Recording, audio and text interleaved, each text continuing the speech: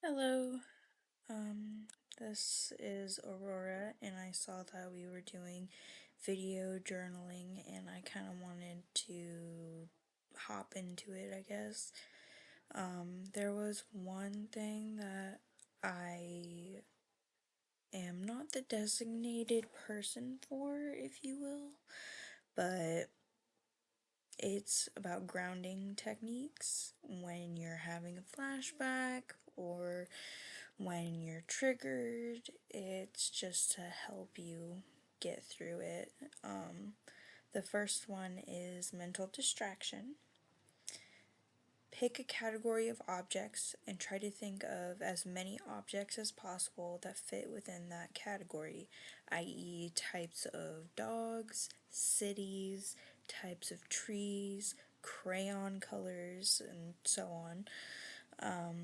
You can pick a letter and think of emotionally positive or neutral words that begin with that letter. You can pick a color and look for things of that color and then notice the difference in their exact shades.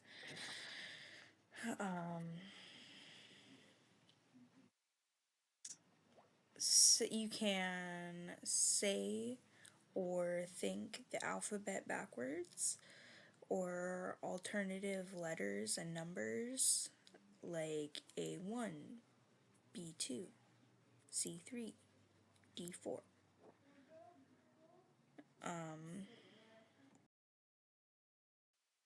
You can also count backwards from 100 by threes, sixes, or sevens, or you can count up by prime numbers of perfect squares, or you can pick a word or your name and see how many other words you can make from the letters in it.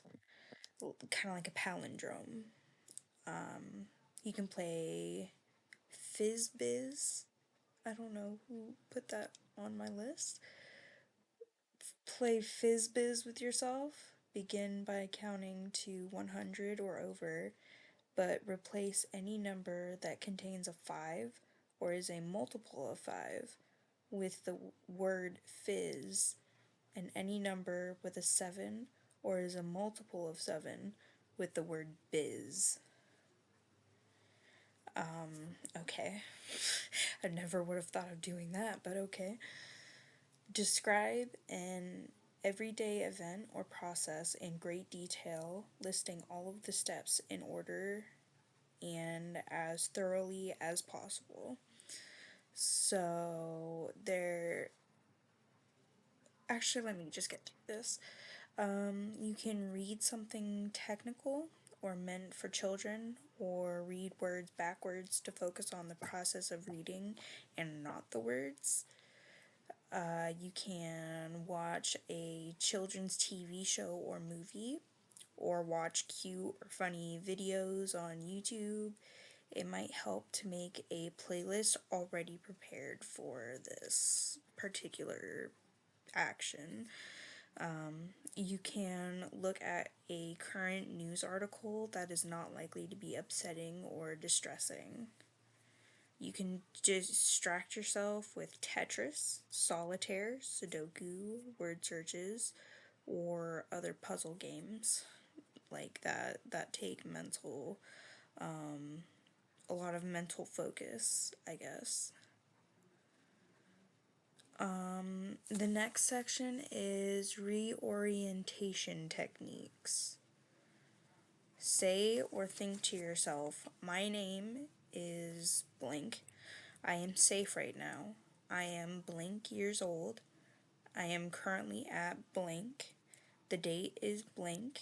If I need help, I am with blank. Or I can call this person. Everything is going to be alright. You have to continuously tell yourself all of that.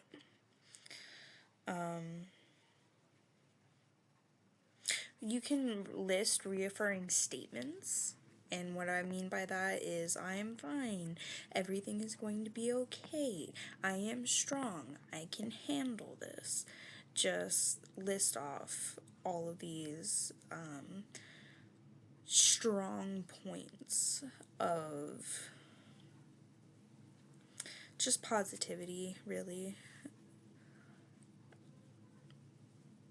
You can ask yourself where you are, what day of the week it is, what day of the month it is, what year it is, what season it is, how old you are, and other present focused questions.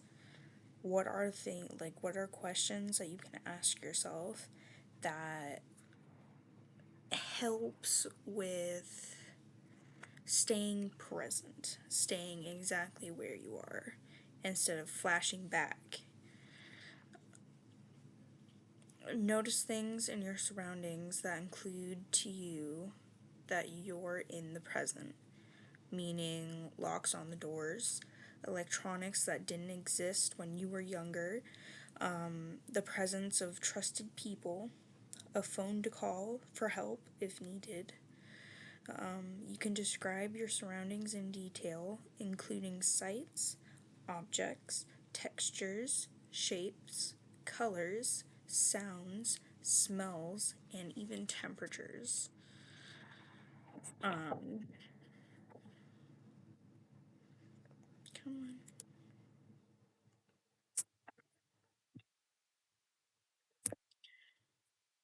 Okay, and then you can name 5 things that you see, 4 things that you feel, 3 things that you can hear, 2 things that you can smell and or taste, and then 1 good thing that you like about yourself. You can pick 4 to 5 brightly colored objects that are easily visible and move your focus between them. But be sure to vary the order of your gaze and concentrate briefly on each one before moving to the next. And then think about a fun time that you recently had with a friend, or call that friend and ask them to talk about it with you. For sensory based grounding techniques, you can run comfortable, cool, or warm water over your hands or take a shower. You can spritz your face, neck, arms, and hands with a fine water mist. You can spray yourself with your favorite perfume and focus on the smell of it. Feel the weight of your body in your chair, on the floor, and the weight of the clothing on your skin. Touch and hold objects around you. Compare the feel, weight, temperature, textures, colors, and materials that are involved. Keep a small object with you to touch or play with when you get triggered, such as smooth stones, fidget toys like a fidget spinner, jewelry, a plushie. Like for me, I have this fruit bat.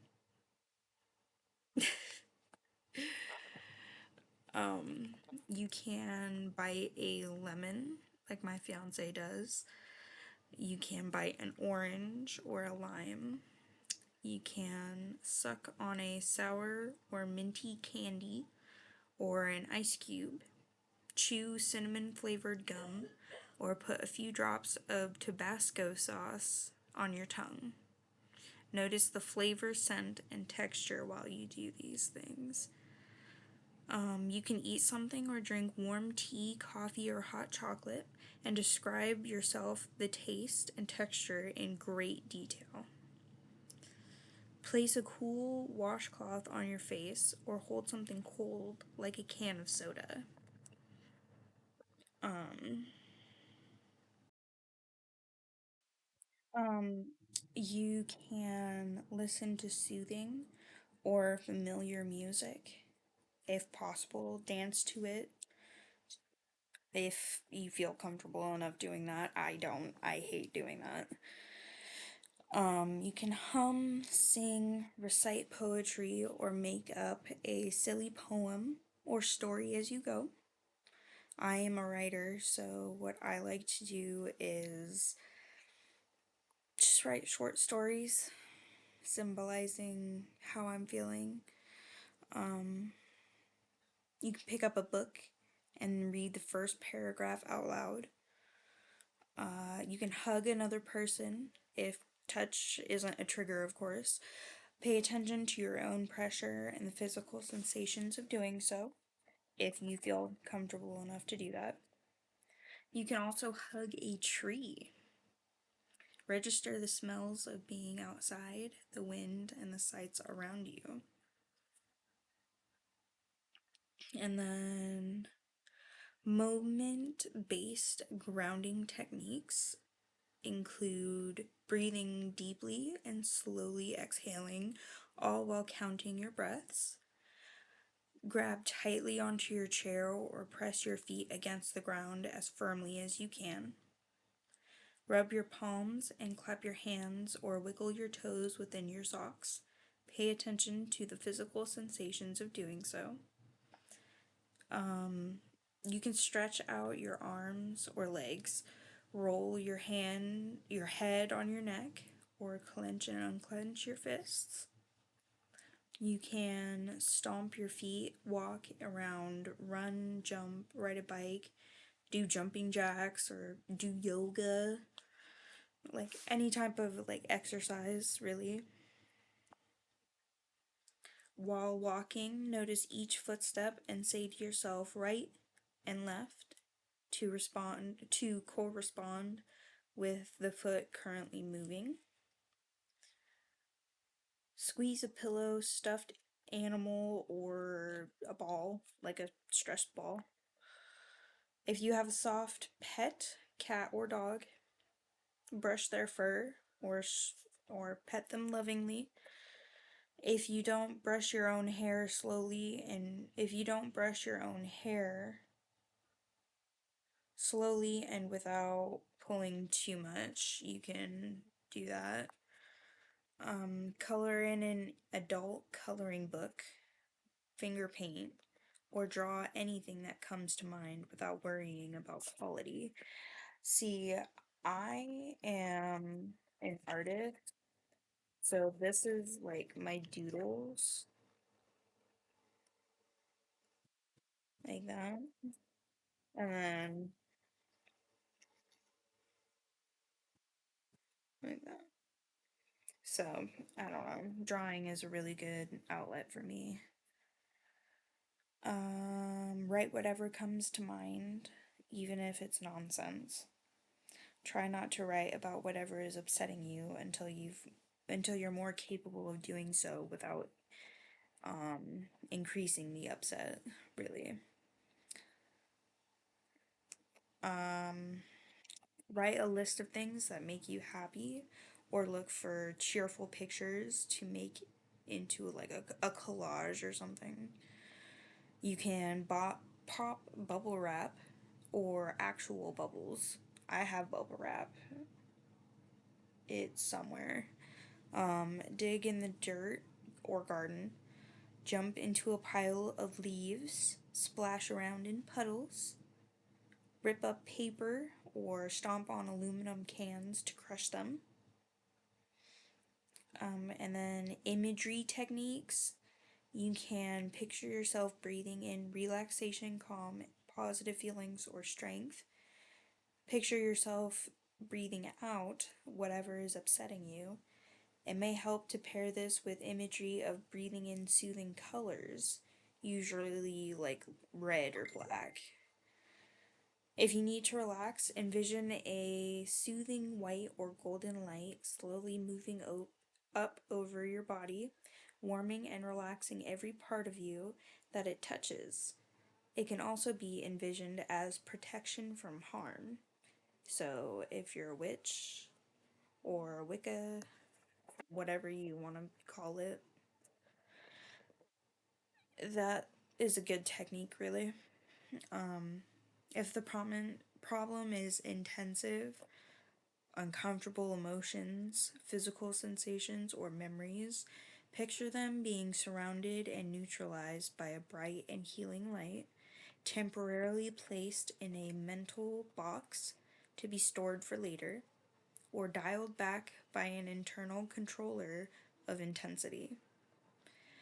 If you have a clear mental picture of what's upsetting you, mentally change it to something silly or harmless. Kind of like in Harry Potter, where they're like, oh, ridiculous. And it turned it into something that wasn't scary anymore. It's kind of like that, but mentally. And then you can picture yourself calm, focused, and able to tackle whatever problems you're facing. Focus on how that would feel in the moment. What would your expression and posture be like? Make whatever changes you need in order to make your reality reflect your goal. So, I also wanted to talk about a grounding box. So, you want to get a box or a basket. You can personalize it or decorate it with construction paper, wrapping paper, ribbon, stickers, drawings, paintings, photos, glitter, sequins, whatever. Whatever comes to your gorgeous mind, you can do it. Keep with it a list of grounding techniques that you know work for you specifically. Keep with it a list of positive affirmations and happy memories, kind of like those good affirmation cards. I don't know if you know what I'm talking about, but my fiance gave me a deck. Keep with it a list of contact information of trusted friends or family who are willing to help support you. Include small sensory objects such as scented candles, hard candies or gum, even, stuffed animals, CDs of relaxing music, lists of distractions like movies, books, whatever, small games like cards, hand puzzles, whatever, really. List of comforting activities, small journal or notebook, perfume or lotions, and then like a stress ball or a fidget toy, something like that. But yeah, that's all I got for right now. I'm starting to get a headache, but that's me. That's my advice for the day. Thanks for listening this far, if you did. If not, then it's up to you.